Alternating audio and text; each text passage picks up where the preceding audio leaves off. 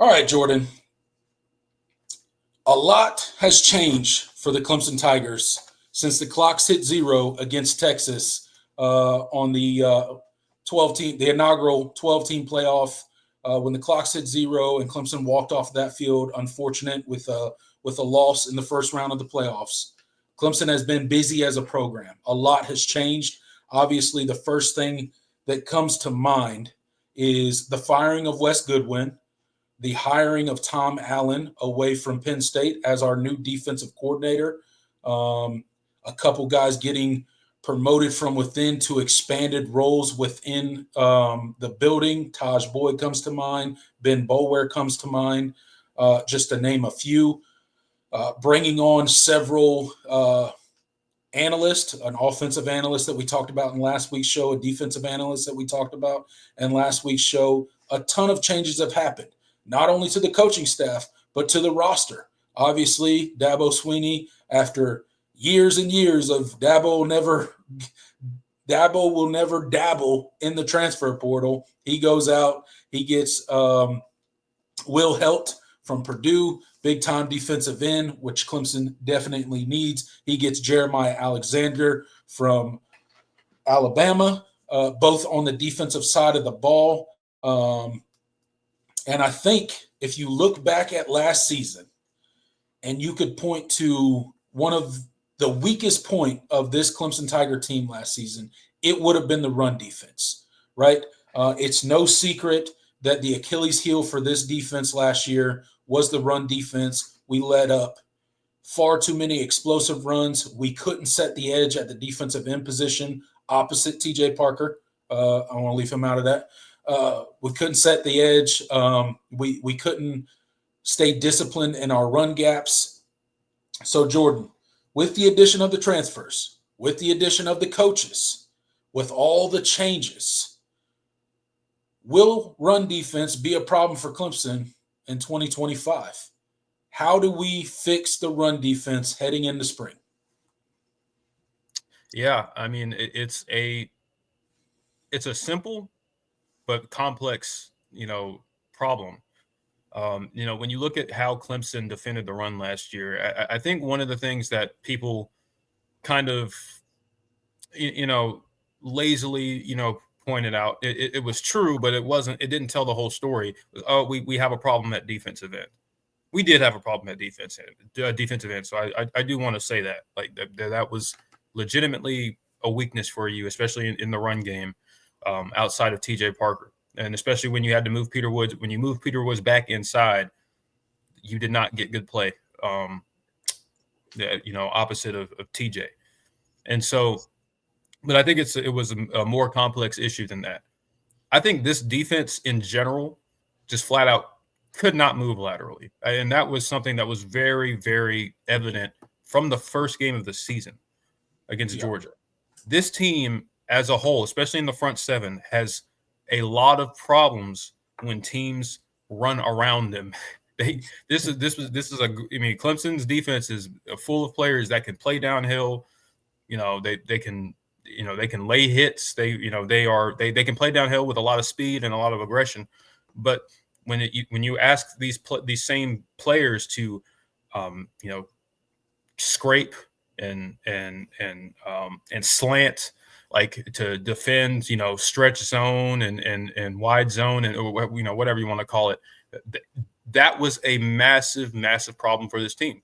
And it was not just the linebackers and the defensive line. It was your defensive backs, especially in the outside run game. They're running at the defensive backs. And I thought they struggled as well. I didn't think you defended the run well at nickel. I think your corners, you have good corners, good coverage corners, but they're not going to, they're not great, playing downhill and playing the run. Like, that's something that they really struggled with. So when it comes to this defense, I think you had some, a personnel problem.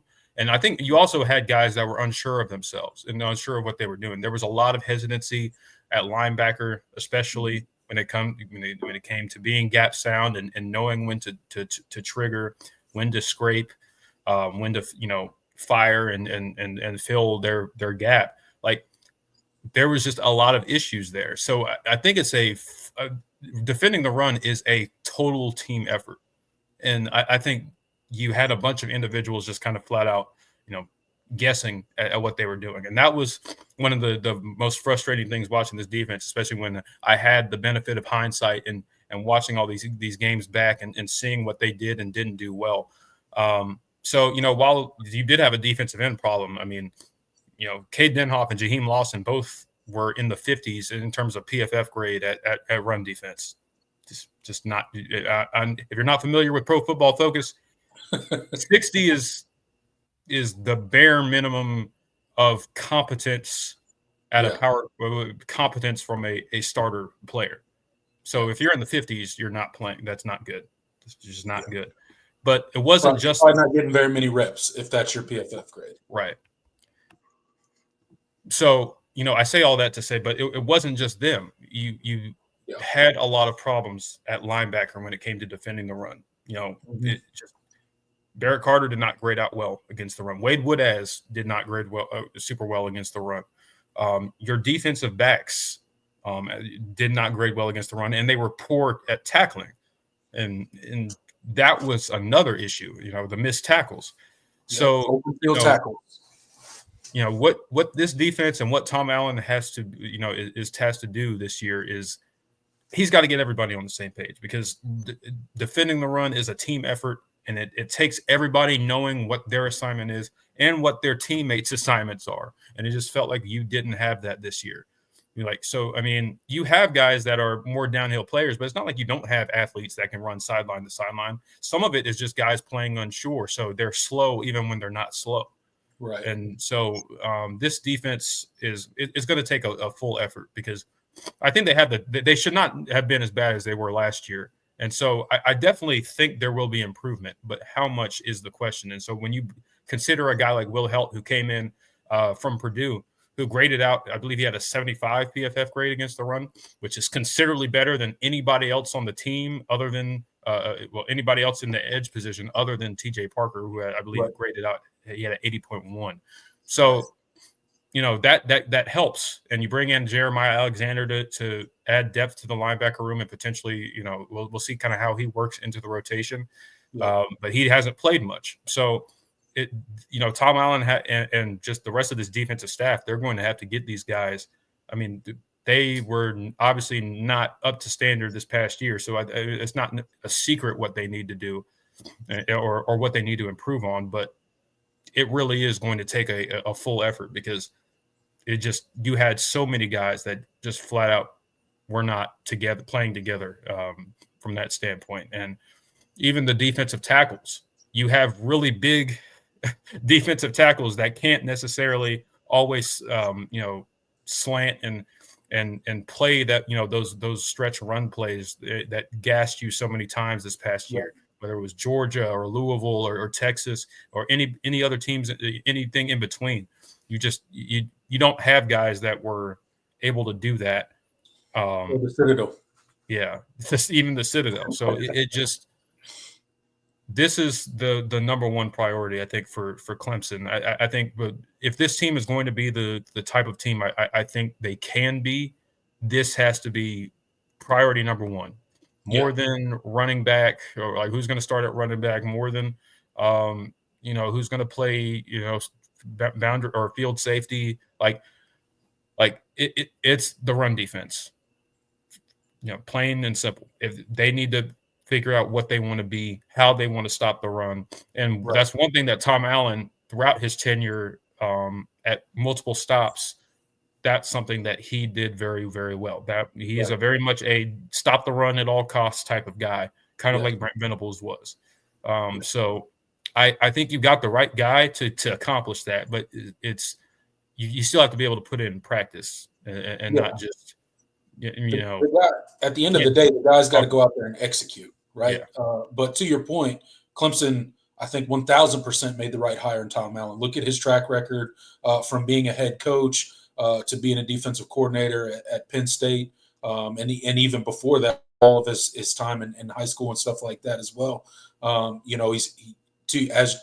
As you mentioned, he is a stop the run at all costs type of guy. That is his defensive style first and foremost. So I think from from a schematic standpoint, Clemson will be much improved in that department. Now, you talk about the players and having to go out and execute. Part of that is, and you kind of touched on it when you were talking about, part of it is knowing your assignments and truly understanding what your assignments are and what you're doing on the field. That way you're not constantly having to think about things or second guess yourself, because it doesn't matter how fast you are. If you're out there second guessing yourself or unsure of your assignment on a particular play, you're going to play, as you said, slow, right? So you don't have that lateral quickness, and guys are getting outside and they're gashing you for yards, and that's how it turns into stuff like that. So Tom Allen and the defensive coaching staff's ability to convey the run-stopping schemes to the players is going to be a big key this spring. I think learning that new defense, getting comfortable with that will be step one in trying to improve this defense. And then once you learn that, just starting to really study the film and know the scheme and know your assignment on individual plays. Eye discipline, right? That way that you can play fast when the game comes. You don't have to think about it. You already know where you're going, and you already know your assignments. That way you can play downhill, you can play side to side, you can move fast, and you can start doing the little things right. A lot of it in football, especially in the trenches, it's the little things, right? It's the hand fighting, it's the moves, it's leverage. It's always the small things that either give you the ability to make that play or is the reason that you didn't make that play, right? Because you took the wrong angle or you had bad leverage or your eyes where they were supposed to be, right? So run defense has to be Clemson's biggest emphasis on defense heading into spring. And I'm sure it will with a guy like Tom Allen, got no doubts about that. But when you think about the identity of a Clemson team under Dabo Swinney's tenure, it has been, yes, a very stout defense, but a run-stopping defense. Clemson has always been very good at stopping the run. And last year, we were probably as bad as it gets at stopping the run. When no disrespect to the Citadel, but when they're putting up almost 300 yards rushing against you, you have big issues. And it's probably everything under the sun, from the execution to the schematics and everything in between, right? So definitely going to be a huge point of emphasis for the Tigers heading into spring. Hopefully we can start to hear some positive things coming out of spring practice when that gets fired up, and then see what it looks like on the spring game. I certainly like the moves that they have made from a personnel standpoint and from a coaching standpoint. And that's why I have some confidence that the run defense in 2025, will look much different than the run defense did in 2024. At least I hope so, because if this Clemson team is going to the places and the heights that we think they have the potential to go based off of all the returning talent and all the returning snaps, they got to get that cleaned up in a big way. Yeah, absolutely. You can't be in a playoff situation and have a team identify, okay, we're going to run at this guy all game because we know he can't. He's too small to stop the run. Right. Stop the run. He's not, and they don't have much depth behind him. Like that was that's exactly what Texas did. Okay. Oh, see, little 245-pound Jaheim Lawson out there, trying to set run the right edge. at him. Run right at him. Yeah. Where's TJ Parker? Oh, he's on the left side. Hey, we're running to the right. Yep. Like that was it. That was the game plan, and they knew they could work. That they could work Clemson's interior laterally, and they wouldn't be able to. Not nearly as effective. Louisville, they didn't do as much of. They knew that their offensive line just couldn't win those matchups up front. Texas could, and so Louisville did a lot of other ways to slow down really, really powerful defensive tackles, cut blocking, all that. And so, but the philosophy still applies. And so they were able to get outside because you couldn't work laterally. And that takes everybody. Like it's not like, a inside zone where, all it takes is one guy to win his matchup, and you can blow up. That play can be blown up. Like it takes everybody because they're running around you, and so it takes the linebackers, it takes your corners, your nickel, your safeties, in a lot of cases, to all have an understanding of their run fits. And so it was just so frustrating time and time again watching those basic football fundamentals not being executed, and that's where we've seen the biggest slip. And I guess to summarize, this was not a very fundamentally sound defense last year. They just weren't. They had really great athletes, really freak talent. They have some dudes, but they did not play well together. They did not play very fundamentally sound. They did not tackle well in a lot of games, and they did not flow to the ball the way they should. And they didn't. And a lot of times it was just effort sometimes, or want to. This defense was soft in a lot of ways. So, bringing back the mentality that this defense, what a Clemson defense should have, is also another big component, because some of it is just you can do everything right, but if you're only doing it, if you're half-assing it, you're still going to miss a tackle. You're still going to miss your assignment. There has to be a mentality there, and they did not have that edge that previous Clemson defenses had. So bringing that back as well, because it's a run defense is a want-to thing, very much so, just as much as it is a fundamental schematic thing. It's definitely an effort thing. Yeah, no doubt about it.